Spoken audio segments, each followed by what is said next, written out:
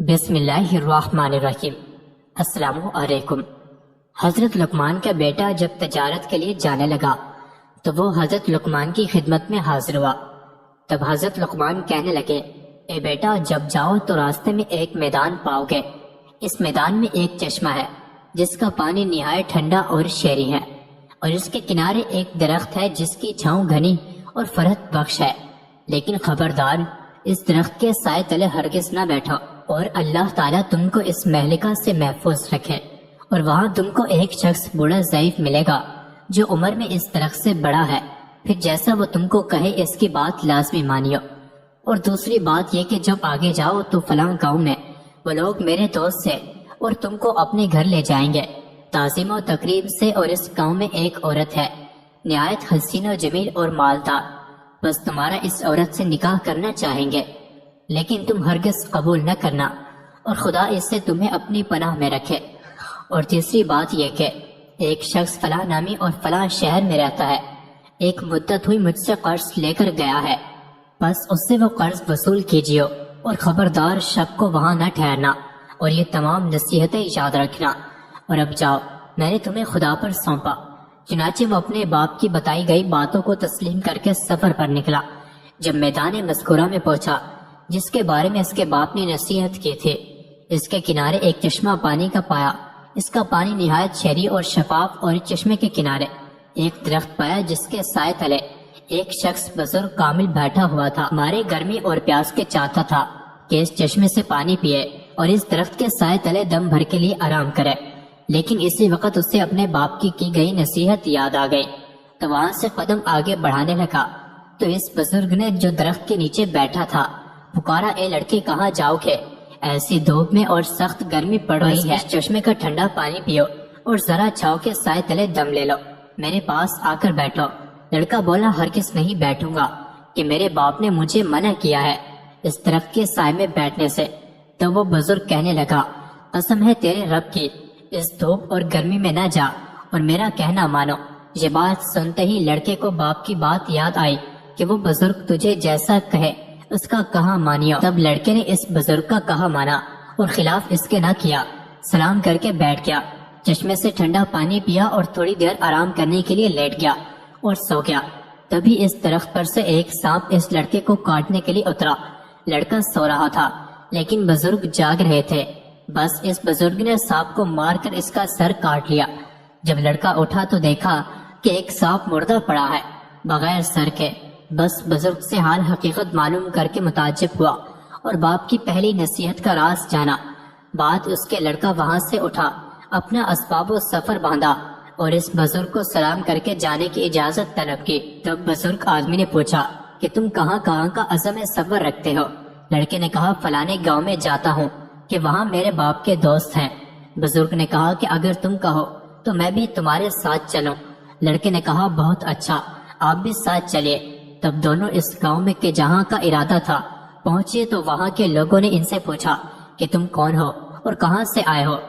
تب لڑکے نے کہا کہ میں لقمان حکیم کا بیٹا ہوں اور یہاں تجارت کی غرض سے آیا ہوں۔ تب گاؤں کے لوگ انہیں نہایت تعظیم و تکریم سے اپنے گھر لے گئے اور انہیں کھانا کھلایا اور ہر روز مہمانداری کرنے لگے۔ تب ایک دن کہنے لگے، اے لڑکے، ہماری قوم میں ایک عورت نہایت خوبصورت ہے، نیک بخت اور مالدار، اور حسب و نسب میں درست ہے، ہم چاہتے ہیں کہ تم سے اس کا نکاح کر دیں۔ یہ بات تمہارے واسطے اچھی ہوگی کہ مال و دولت خوب ہاتھ لگے گی۔ تب لڑکے نے کہا کہ میرے باپ نے اس سے منع کیا ہے کہ سفر میں کسی امر کی پابند نہ ہونا، ورنہ نقصان اور تکلیف اٹھاؤ گے۔ تب اس بزرگ نے جو ساتھ تھا کہنے لگا کہ جب یہاں کے سبھی رئیس آرزو مند ہیں اور اس کی گواہی دیتے ہیں، اور یہ بھی کہ وہ حسین و مالدار ہے، تو شادی کرنے میں کوئی مذائقہ نہیں اور کوئی اندیشہ نہ کر۔ لڑکی کی نصیحت یاد آئی کہ وہ بزرگ جو بھی کہے اس پر عمل کرنا۔ تب اس لڑکے نے بزرگ کے کہنے پر اس عورت سے نکاح کیا۔ تب ایک شخص اس قوم کے لڑکے کے پاس آیا اور کہنے لگا کہ میں حضرت لقمان کی بہت عظم و تکریم کرتا ہے، اس سبب سے تمہارا بھی خیر خواہ ہوں۔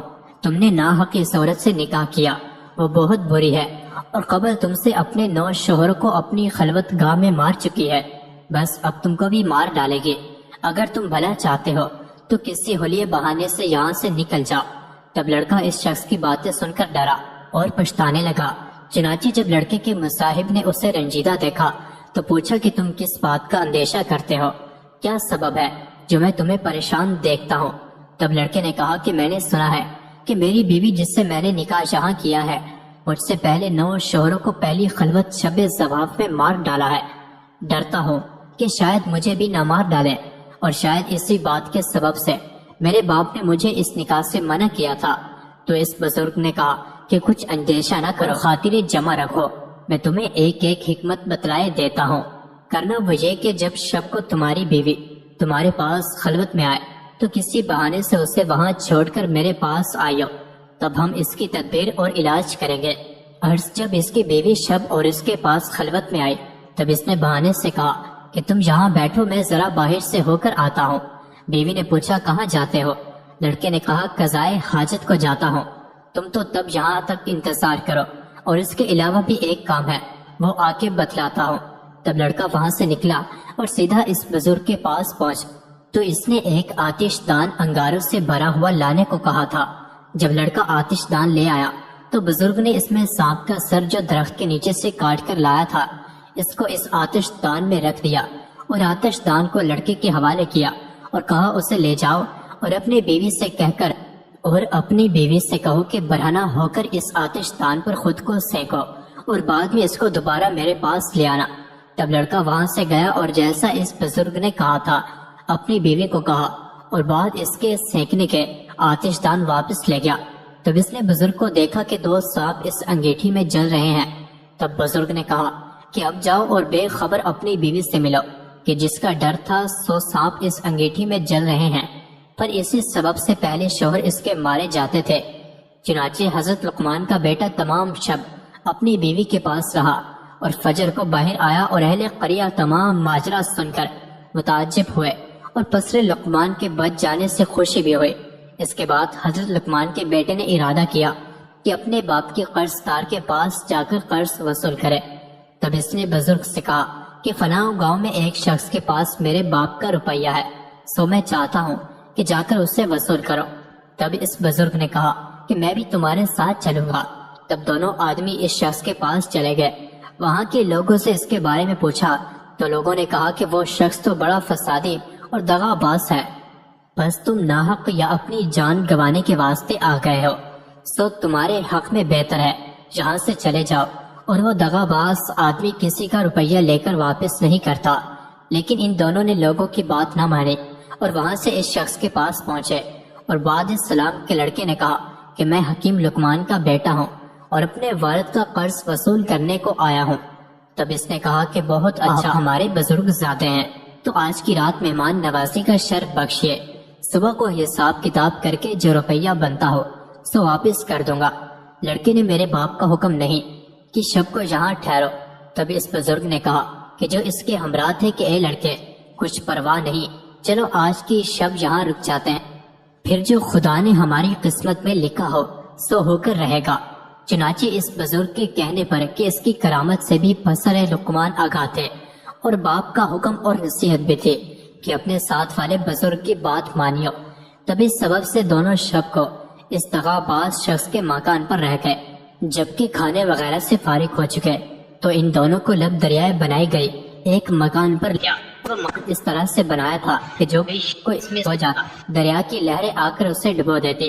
ان دونوں کو اس مکان میں ٹھہرنے کو کہا۔ چنانچہ پسر لقمان بزرگ جاگتے رہے۔ جب آدھی رات کا وقت ہوا تو موجیں چڑھنے لگی، پانی مکان پر چڑھ گیا۔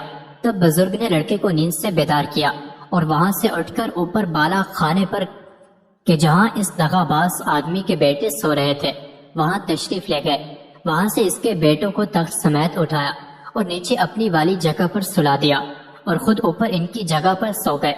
جب فجر کے وقت وہ شخص آیا اور دیکھتا ہے کہ دونوں اوپر والے طبق میں اس کے بیٹوں کی جگہ سو رہے ہیں اور اپنے بیٹے نیچے مکان میں ان کی جگہ پانی میں مردہ پڑے ہیں، تب پکار کر کہنے لگا کہ افسوس سدا افسوس، میں نے تمہارے واسطے یہ فریب کیا تھا کہ تم کو مار ڈالو، یہ میں اپنے فریب میں آپ ہلاک ہوا، میرے سب بیٹے مارے گئے۔ تب دونوں نے کہا کہ جو کسی کے لیے بدی کرتا ہے سو در حقیقت اپنے لیے کرتا ہے۔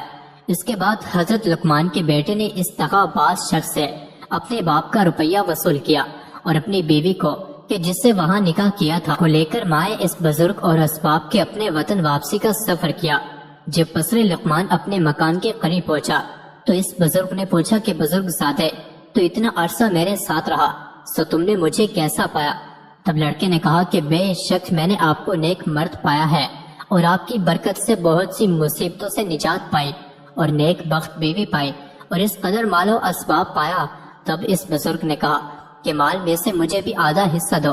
تب لڑکے نے کہا کہ آپ اپنی مرضی سے لے لو جتنا حصہ چاہیے۔ بزرگ نے ایک طرف بیوی کے ساتھ تھوڑا سا مال رکھا اور دوسری طرف زیادہ حصہ مال و اسباب کا رکھا اور لڑکے سے کہا کہ ان میں سے جو تم چاہو رکھ لو اور دوسرا حصہ میرے واسطے چھوڑ دو۔ تب لڑکے نے اپنی بیوی اور اس کے ساتھ والا تھوڑا سا حصہ مال و اسباب کا چنا اور کہا کہ میرے لیے یہ کافی ہے۔ چنانچہ دونوں فریق اپنا اپنا حصہ لے کر چلے۔ تھوڑی دور گئے کہ بزرگ نے لڑکے کو آواز دے کر روکا اور اس سے پوچھا کہ پسر لقمان، تو کس سبب سے مجھے زیادہ حصہ مال و اسباب کا دیا جاتا ہے؟ کہیں اس کا سبب یہ تو نہیں کہ تو نے جو کرامتیں مجھ سے دیکھی ہیں ان کی وجہ سے مجھ سے خوف زدہ ہو کر زیادہ مال دیے جاتے ہو؟ لڑکی نے کہا کہ ایسا بالکل نہیں، بلکہ یہ تو اس سبب سے ہے کہ میں نے آپ کی برکت سے جو نفع اٹھایا اور مصیبتوں اور مشکلوں سے رہائی پائی، سو اس سب کے سب خوش ہو کر آپ کو یہ سب اپنی خوشی اور مرضی سے دیے جاتا ہوں۔ بزرگ نے کہا کہ اے لڑکے، تمہاری نیک نیک ہے اور اعلیٰ ظرفی اور اعلیٰ اخلاق سے میں بہت خوش ہوں، اور یہ سب مال و اسباب بھی تم ہی لیتے جاؤ، بھلا ہمارا اس دنیاوی مال و اسباب سے کیا کام؟ لڑکے نے عرض کیا کہ آپ کون ہو اور کس سبب میرے ساتھ رہے؟ بزرگ نے عرض کیا کہ میں اللہ کا بھیجا ہوا ایک فرشتہ ہوں اور تمہارے باپ کی دعا کے سبب اللہ نے مجھے تمہاری حفاظت و نگہبانی کے واسطے مقرر کیا تھا۔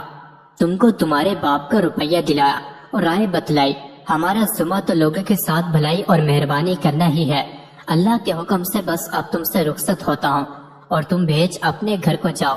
تب لڑکا سب مال و اسباب اور بیوی کو لے کر گھر آیا اور تمام احوال راستے کا اپنے باپ سے بیان کیا کہ حضرت لقمان نے بھی اللہ کا شکر ادا کیا۔